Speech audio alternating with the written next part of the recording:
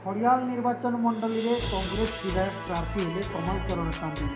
नूआपड़ा जिला खड़ियाल विधानसभा निर्वाचन मंडली में कांग्रेस दलीय प्रार्थी रूपे दलित नेता कमल चरण तांबी को विधायक प्रार्थी रूपे घोषणा कर जड़े युवक नेता सह दलित नेता रूपे अंचल में बेस जनाशुना। कांग्रेस दल युवकर्मी रूप आंदोलन में पल्ली ठारू दिल्ली पर्यंत उपस्थित रहती।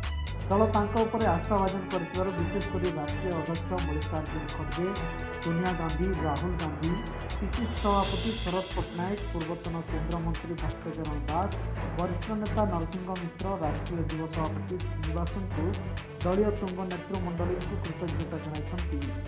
कांग्रेसर निर्वाचन इस्ताहार नहीं लोकों पाखक जावा युवकों नियुक्ति, कृषि ऋण छाड़, आंचलिक समस्या सुधार आने मुख्य प्रसंग बोली मत व्यक्त करछन्ति।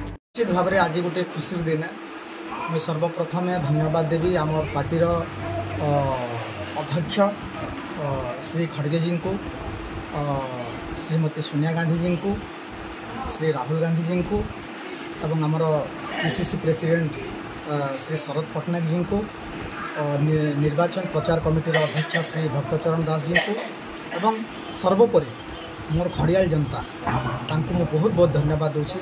सेमानकर भल पाइबाटा जो मुई कांग्रेस पार्टी रे प्रार्थी हबार लगी आवेदन करी एवं आज मोर ना कांग्रेस पार्टी प्रार्थी भाव में आज कांग्रेस दल मोर ना मोहर मारिछन।